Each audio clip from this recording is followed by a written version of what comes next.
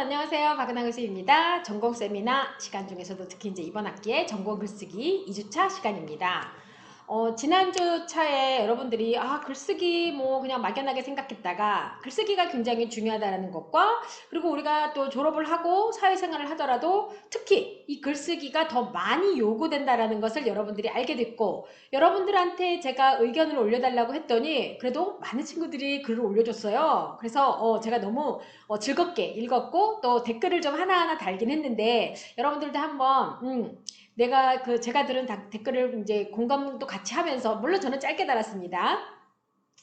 그리고 여러분들이 사실은 이제 그렇게 의견을 올리면서 글을 쓰는 것 자체가 글쓰기의 연습인 거예요. 즉 내 생각과 의견과 어떤 그런 개념들, 주장하고 싶은 것들을 그렇게 글로 쓰는 거니까요. 그래서 뭐 길게 써주는 거 좋아요. 상관없습니다. 제가 아주 열심히 읽어서 여러분들에게 또 의견을 달아드리도록 하겠습니다. 그리고 다른 친구들 같은 경우도 딴 친구의 의견이 읽어보니까 뭐 공감 간다던가 동의한다던가 나도 뭔가 좀 글을 남겨주고 싶다라고 생각한다면 여러분들이 그 밑에다 또 댓글을 달아주셔도 되겠죠. 사실 이 글쓰기라는 것 자체가 글을 쓰는 거지만 공감을 할 수 있어야 되는 겁니다. 그래서 우리가 책을 읽고 감명받고 책을 읽고 생각하게 되는 거잖아요. 작가의 의도와 어떤 나의 어떤 감정적인 것과 정서적인 것이 맞았을 때. 대신 여러분들 같은 경우는 이공계 학생들이란 말이에요. 컴퓨터 학과니까 아무래도 뭐 문학 쪽이라던가 그 다음에 인문학 쪽에 있던 그런 사람들하고는 달리 뭔가 사실에 근거하고 그 다음에 내가 전달하고자 하는 의견이라던가 정보를 간단하면서도 정확하게 전달하고 이렇게 해야 되는 어떤 경향도 있긴 하겠지만 마찬가지로 글쓰기는 다 생각을 많이 해야 된다는 거는 어쩔 수 없는 것 같아요. 자, 이제 2주차는요, 글쓰기에 대한 자가진단인데, 사실 이제 2주차 내용을 보니까 뭐 크게 어떤 어려운 내용이 있다기보다는 여러분들이 이 글을, 쓸 때, 내가 그러니까 글을 잘 쓰는 사람에 해당되는 건지, 아니면은 글을 못 쓰는 사람에 해당되는 건지, 그런 부분들을 여러분들이 좀, 확인할 수 있는 그런 주차가 될 겁니다.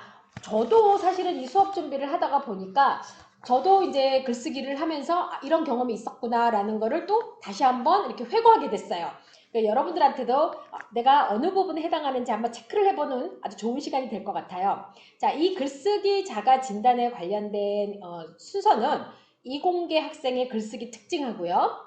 또 글을 잘 쓰는 사람과 글을 못 쓰는 사람 이제 3개 파트로 나눠져 있는데 자, 우리가 하나씩 한번 살펴보도록 하겠습니다. 과연 이공계 학생의 글쓰기 특징은 어떤 걸까? 여러분도 모르는 특징이 여기에 나와 있을 수도 있고요. 또 여러분들이 이거 당연히 우리가 갖고 있는 특징이지 라고 하는 것들이 또 나와 있는 것들도 있을 수 있죠. 자, 이참에 우리가 어떻게 하면 글을 좀 잘 쓸 수 있는지를 한번 진단하고 또 개선시키고 배워볼 수 있는 계기가 될 것 같아요.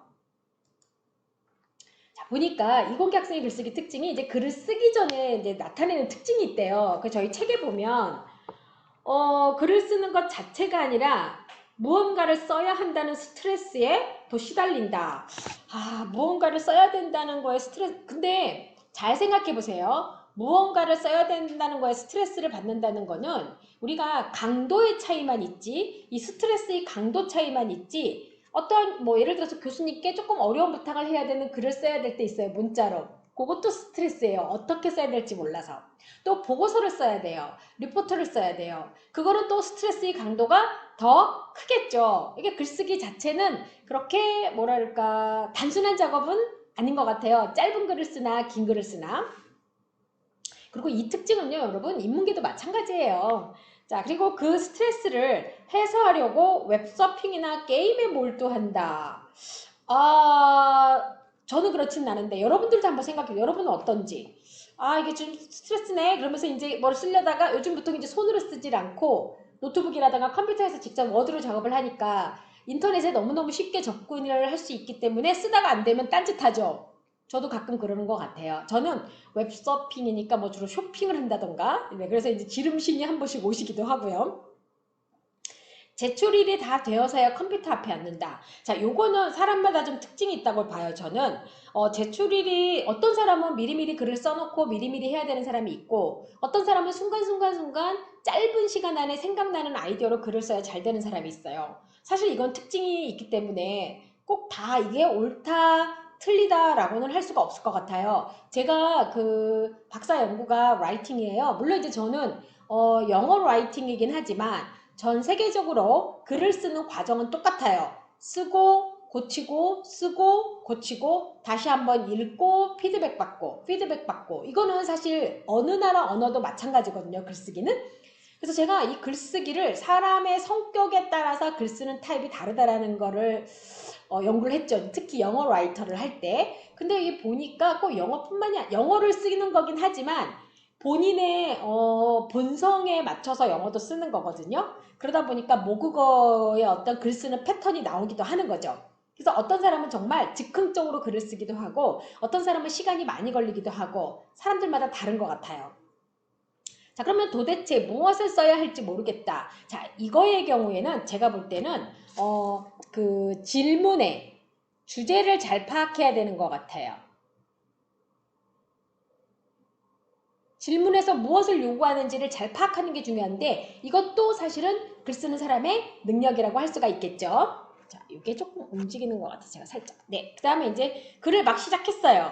그랬더니 마땅한 첫 문장이 떠오르지 않는다. 그 다음에 첫 문장을 쓰는데 지나치게 많은 시간을 보낸다.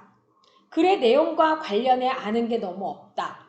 이런 거 좀 심각하죠. 왜냐하면 몰라서 못 쓰는 것도 되게 많거든요. 그리고 다른 사람들은 어떻게 했나 궁금하다. 자, 글을 막 시작했을 때 마땅한 첫 문장이 떠오르지 않는 이게 진짜 제일 막막하죠. 첫 시작에 뭔가라도 써줘야 우리가 움직일 수가 있으니까 저는 개인적으로 첫 문장이 떠오르지 않으면 그냥 글을 쓰는 패턴에 따라서 뒷부분의 거라도 먼저 아무거나도 써요. 저는 진짜. 처음 시작할 때가 잘 안 되면 아무거라도 써요. 아무거라도. 나중에 그러니까 짜집기라기보다는 나중에 그거를 들어갈 곳에 넣고 버릴 건 버리고 그렇게 해서 글의 흐름을 맞추는 좀 그런 경향이 있죠. 주로 이제 특히 여러분들도 기본적으로 이공계 글쓰기에서 이제 보고서라든가 이게 논문에 관련된 내용이 여기에 나올 텐데 특히 논문 쓸 때는 1장, 2장, 3장, 4장, 5장이 있잖아요. 그러면 1장이 안 써주면 저 3장부터 쓰고 3장이 안 써주면 2장 쓰고 왔다 갔다 했어요.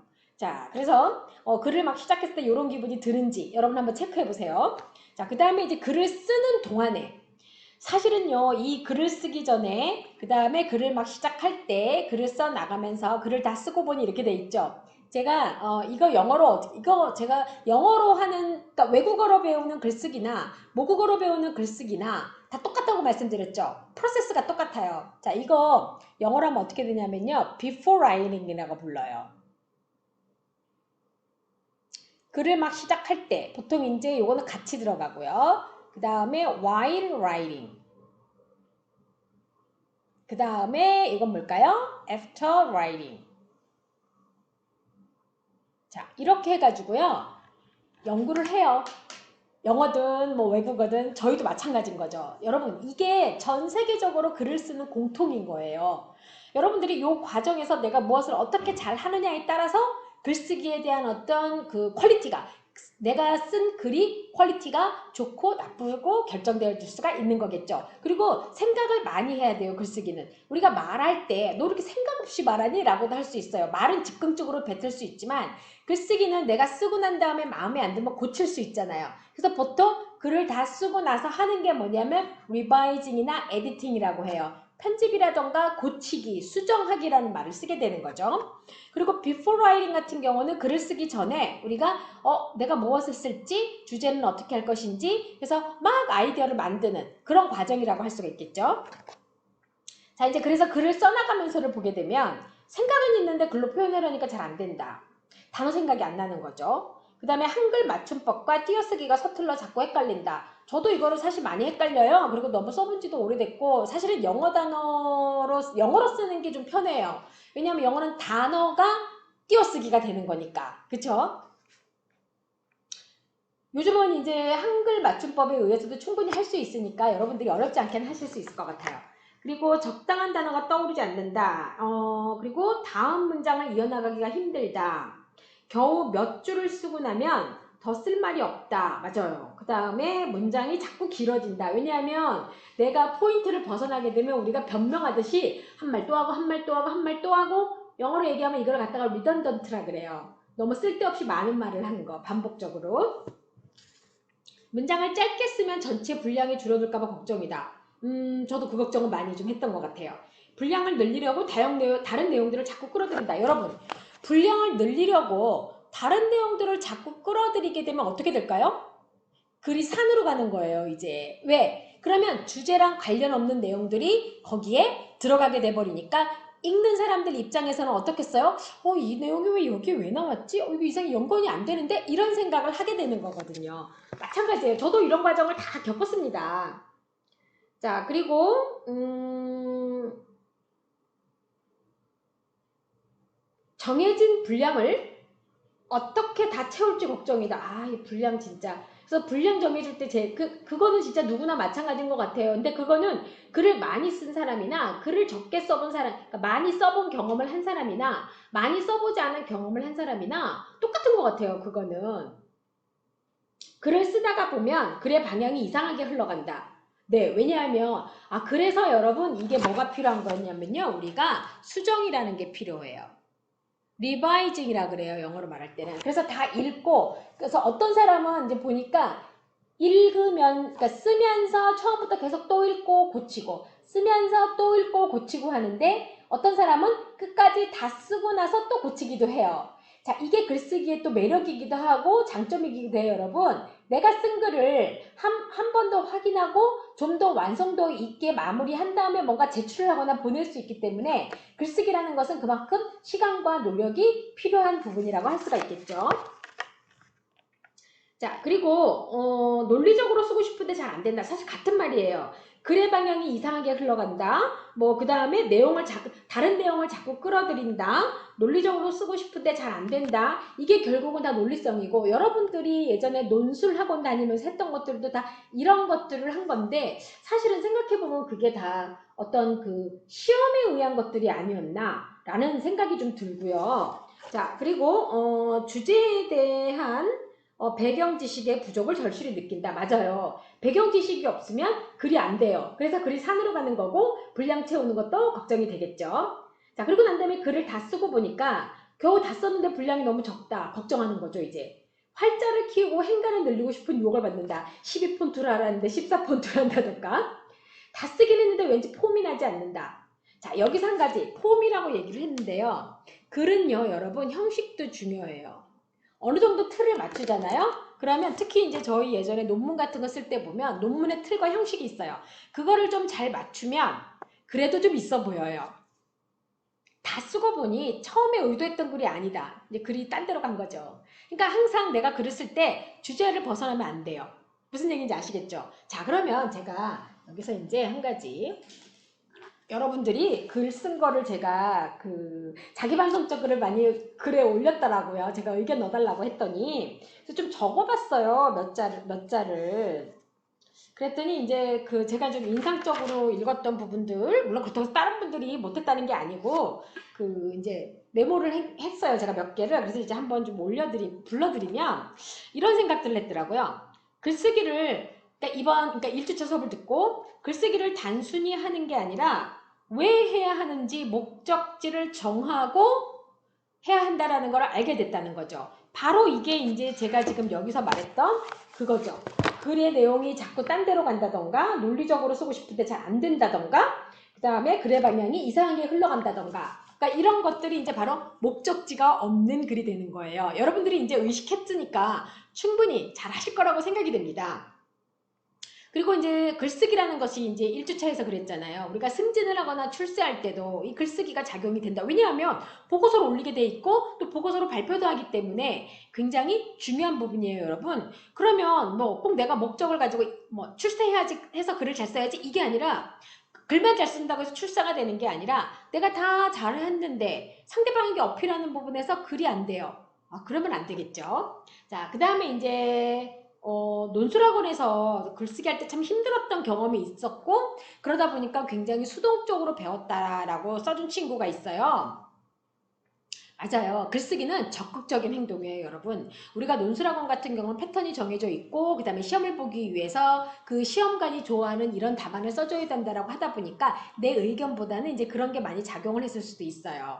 자, 그리고 타인이 나를 바라보는 어떤 그런 시점에 영향을 줄 수도 있겠다라고까지 깨달은 친구들 있더라고요. 제가 글을 읽다가 보니까 다소 철학적인 부분들의 내용들이 많더라고요. 자, 이번 주차도 이제 제가 뒤에 의견을 올려달라고 했는데 제가 생각할 때 예전에 이제 여기 전공책 읽기나 이런 거 할 때는 매주차 몇 명씩 정해줬어요. 글 올리는 거를. 근데 의무나 뭐 점수에 들어가는 건 아니에요. 점수에 들어가는 거는 제가 따로 말을 할 건데 지금 이제 한 6주차까지 의견을 올려달라고 하는 거는 점수에 크게 들어가는 건 아니니까 여러분들이 뭐라고 할까? 자유롭게 글을 올려주면 좋겠어요. 그리고 저도 즐겁게 댓글을 여러분들한테 피드백을 주거나 또 소통할 수 있을 것 같아요. 제가 이 컴퓨터과 수업, 이 수업 재밌어하고 좋아하잖아요. 저만 재밌어하면 안 되고 여러분들도 좋아해야 되는데 자, 이제 그래서 이분의 결론이 뭐냐면요. 이공계 학생들의 글쓰기 특징이 그런 이제 결론은 있다고 그러니까 특징이 있다고 말했는데 사실은 제가 아까도 말했죠.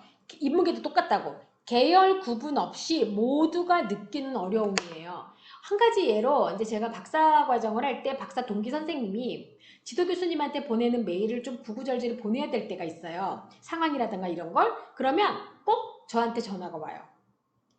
박사님, 이럴 때 어떻게 쓰면 좋을까요? 라고 하면은 제가, 그런 거, 내가 예전에 한번 그런 거 메일 보낸 적 있었는데, 라고 하면서 제 메일을 바탕으로 해서, 그렇게 해서 글을 보내기도 그 지도 교수님께 보내기도 하고 그랬어요. 그만큼 어떠한 글이란지 쓰면은 상대방한테 내가 어떤 걸 어필을 해야 되기 때문에 또 상대방이 오해할 수도 있거든요. 그래서 좀 쓰는 것이 어렵고 시간과 어떤 노력이 좀 필요한 게겠죠. 그리고 아까 제가 개인적인 차이가 있다고 말씀드렸죠. 능력과 습관도 중요해요. 여기에 지금 보면 뭐라고 나오냐면요. 대체로 개인적인 능력과 습관에 따라 부분적으로 부딪히는 문제들이라는 거죠. 그리고 거기에는 개개인의 심리적인 영향도 있고 또 독서량의 차이에서 기인하는 문제도 있어요. 그러니까 독서량이 많은 건 정말 중요해요, 여러분. 책을 많이 읽는 게 진짜 중요하답니다. 자, 심리적 영향이라고 하면 가끔 이런 거 있어요. 우리가 너무도 친한 주변 사람들하고 문자를 주고받거나 카톡을 주고받을 때 여러분 혹시 그런 거 느낀 적 없어요? 그 사람의 그 글투나 말투에서 분명히 문자로 찍었는데도 불구하고 뭔가 우울하다던가 즐겁다던가 뭔가 이렇게 나타나는 거 그런 걸 좀 느낄 수가 있겠죠. 자, 그래서 글도 그만큼 감정적이고 정서적인 것이 전달된다라는 거 그걸 여러분들이 좀 아셨으면 좋겠습니다.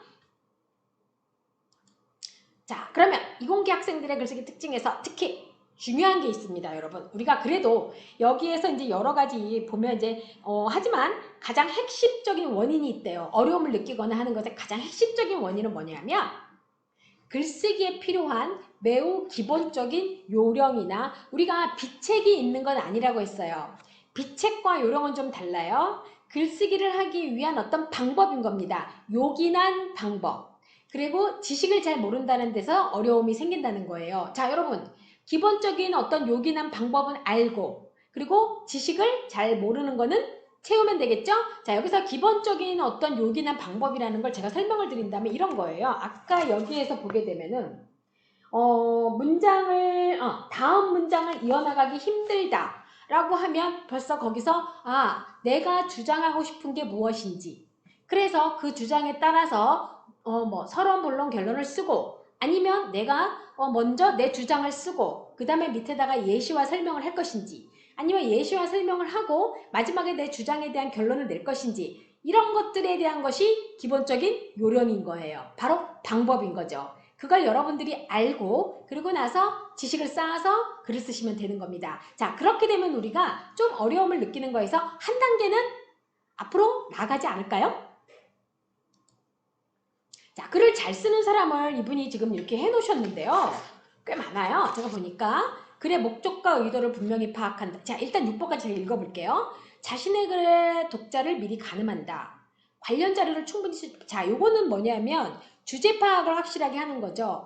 무슨 글에 대해서 써야 되는구나. 내가 상대방에게 뭐 좋은 점을 얘기할 것인지 나쁜 점을 얘기할 것인지 아니면은 뭐 제3의 의견을 얘기할 것인지에 대한 어떤 나의 의도와 목적을 분명히 해야 되는 거죠. 그래서 그 1주차에 어떤 친구가 올린 거에 보면 왜 해야 되는지의 목적지를 정확하게 찾는 거죠. 자기 글의 독자를 미리 가늠한다. 자, 여러분들이 글을 쓰실 경우에는 제가 읽는 걸 의식할 가능성이 높아요. 그쵸? 자, 그리고 제가 만약에 단체로 문자를 보내면 여러분들의 입장에서 어떻게 하면 오해가 되지, 어떻게 하면은 여러분들이 혼동되지 않도록 정보를 잘 전달할 수 있을까를 고민하면서 쓰겠죠. 자, 관련 자료를 충분히 수집하는 건 기본인 거고요. 이런저런 아이디어를 떠올리며 꾸준히 메모한다. 자, 요게 이제 보통 우리가 글 쓰기 전에 브레인스토밍이라고 해서 그 자리에서 막 하는 거 있어요. 스트로밍은 뭐냐 하면은 폭풍이거든요. 머릿속에서 생각나는 대로 막 꺼내는 거. 자, 그런데 이제 평상시에 글을 쓸 때 메모를 해놓는 거는 중요합니다. 저 이렇게 메모장 있죠? 저도 이렇게 메모를 해요. 자, 그리고 이제 여러분들 댓글 보면서 제가 이렇게 메모했던 거 끌짝끌짝끌짝 했던 거예요. 자신이 접하는 모든 대상을 글과 관련시켜 이해하려고 했습니다. 저의 경험으로는 뭐가 있었냐면요. 논문을 쓸 때 이렇게 굉장히 그러니까 하루 종일 논문 생각만 하고 어떻게 하면 이걸 연결 지을까 요 고민이 바로 뭐냐면요 여러분 글을 쓰다가 보면 글의 방향이 이상하게 흘러간다. 글 써나가면서 부분에 있었죠. 논리적으로 쓰고 싶은데 잘 안 된다. 사실은 이 정도까지 생각해야지 이 부분이 커버가 되는 거예요. 자, 그리고 직접 쓰는 시간보다 준비하는 데 시간은 많이 들인다. 일단 써야죠. 그쵸? 글쓰기인데. 그동안 모은 자료와 메모를 검토하고 분류한다. 그렇죠? 메모를 생각나는 대로 해놨기 때문에 A, B, C, D 이런 식으로 이제 분류를 좀 해서 A 파트는 어디다 정보를 넣고 C 파트는 어디에 넣을지를 해야 되겠죠. 자, 그 다음에 글을 쓰기 전에 글의 전체적인 개요를 반드시 짠다. 자, 요거는 제가 한번 나중에 어떻게 할 것인지 제가 한번 보여드릴게요. 글에 대한 어떤 전체적인 개요라는 것은 내가 쓰고자 하는 글의 패턴과 폼을 여러분들이 짜는 거예요. 전체 흐름에 따라 초고 형태로 대충 돼서 그러니까 무조건 많이 일단 써야 되는 거죠.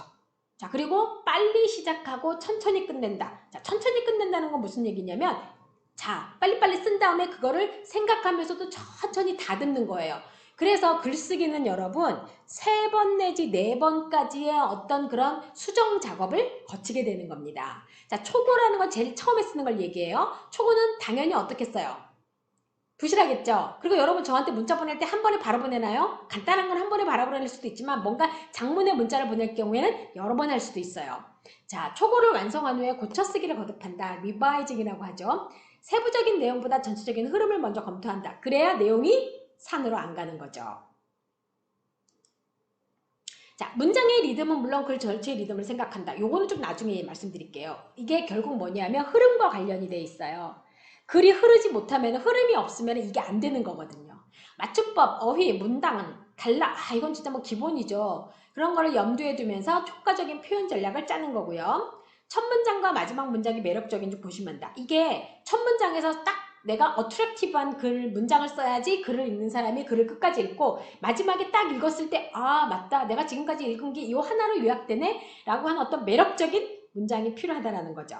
자, 그 다음에 제목 중요합니다. 저도 항상 논문이라던가 글을 써놓고 나서 제목을 제일 마지막에 하거든요. 몇 번 고칩니다. 왜? 사람들이 그 제목을 보고 내용을 추측하는 거거든요. 자, 글자 크기와 모양, 상하, 좌우, 여백, 줄과 행의 간격 등 편집 디자인을 고려한다. 그래야 글이 훨씬 더 일적이고 깔끔하게 느껴진답니다. 자, 글을 못 쓰는 사람은요. 여러분 이제 어느 부분에 해당하는지 한번 체크해보세요.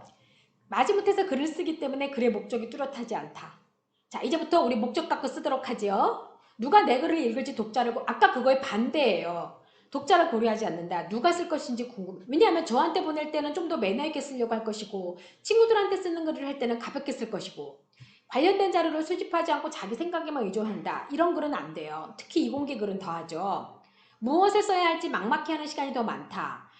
메모하셔야죠. 이럴 때는 여러분. 메모 되게 중요해요. 생각나는 대로 일단 메모를 해보면 시각적인 효과가 있거든요. 그 다음에 글을 시작하기까지 많은 시간이 걸린다. 이러면 안 되죠. 일단 시작. 구체적인 글감을 떠올리기보다 글쓰기 자체에 대한 스트레스에 더 크게 시달린다. 우리 이거 스스로 극복해야 돼요. 자, 글감을 떠올리도록 자꾸 관련지어서 생각해보세요. 자, 그리고 그 스트레스를 해소하느라 뭐 게임이라던가 웹서핑 이거 노노. 자, 그리고 제출일 마감까지 글쓰기는 마감까지 미루면 안 돼요, 여러분. 미리미리 해야 돼요. 자, 그리고 개요를 짜지 않고 글쓰기에 직접 돌입한다. 그렇게 하지 않고 보통 주제가 있으면은 그 주제를 내가 처음에 뭘로 시작할 것이고 중간에 무엇을 주장할 것이고 근간은 이거니까 결론은 내가 이렇게 주장해야 되겠다라는 식의 개요가 필요합니다.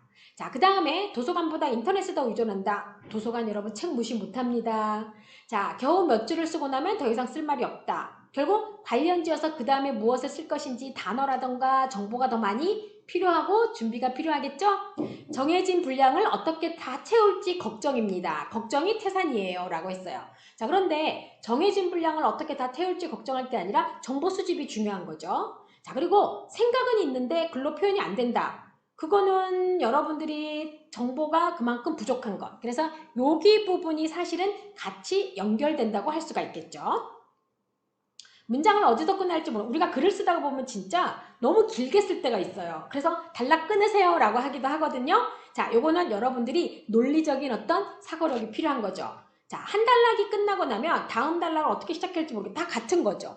쓰다 보면 글의 방향이 이상하게 흘러간다. 자꾸 딴 생각을 하면서 쓰다 보니까. 그리고 이런 경우 있어요. A를 생각하고 글을 쓰다가 갑자기 C로 넘어가기도 해요. 안 돼요, 그러면. 자, 전체적인 흐름보다 지엽적인 부분에 집착한다. 즉 세심한 부분, 너무 소심한 부분에 집착하는 건 안 되는 거죠. 그러면 전체 글의 흐름이 깨지게 됩니다. 생각은 있는데 글로 표현이 안 된다. 자, 이런 건 우리가 좀 시간을 두고 노력해야 될 부분이기도 해요. 문장을 어디서 끝날지 모르겠다. 이거 마찬가지. 같은, 이거 제가 지금 저기 했네요. 문장을 어디서, 이게 지금 뭐냐면, 글의 리듬이 없어서 읽으면 호흡이 불편하다. 결국 이게 다 전체적인 흐름하고 연결이 돼 있어요. 자, 전체적인 흐름하고 연결이 되어 있고, 자, 그 다음에 이제 한 단락이 끝나고 나면 다음 단락 어떻게 시작할지 모르고 마찬가지예요. 전체적인 흐름이죠. 쓰다 보면 글의 방향이 이상하게 흘러가. 같은 내용이네요. 자, 그 다음에 요거 제가 그러다 보니 명백한 지금 쓰다 보면 21번에 이거 제가 수정을 안 했네, 이 부분을. 여러분 21번은 책에 있어요. 어쨌든 완성했다는 성취감에 빠져 고쳐쓸 엄두를 내지 못는다. 자, 요거하고 요거는 제가 복붙해가지고 글을 바꾸는데 빼먹었네요. 아유, 덜렁대가지고 죄송해요. 자, 20, 21, 22는 제가 책에 있는 내용으로 제가 읽습니다. 자, 그러면 22번은 처음 쓴 글이 그대로 완성문이 된다. 이러면 안 되죠. 글쓰기는 여러 번 수정을 해야 되니까. 그러다 보니 명백한 오자나 비문 등이 또 자주 발견되고 편집 디자인을 고려하지 않는다. 자, 글을 못 쓰는 사람의 특징, 글을 잘 쓰는 사람의 반대 현상이죠. 자, 여러분 그래도 우리가 지켜야 될 세 가지 원칙이 있어요. 자료 수집, 글의 수정, 빨리 시작하기. 자, 이거에 대해서 여러분은 내가 글을 못 쓰는 사람과 글을 잘 쓰는 사람 중에 과연 어디에 해당되는지 확인을 하고 항목을 체크한 다음에 내 생각을 올려주세요. 자, 다시 말합니다. 글을 잘 쓰는 사람과 글을 못 쓰는 사람의 항목에 대해서 읽고 체크한 다음에 나는 어떠한 것에 해당되는지 또 어떤 부분을 개선하면 좋은지 의견 등록해 주세요.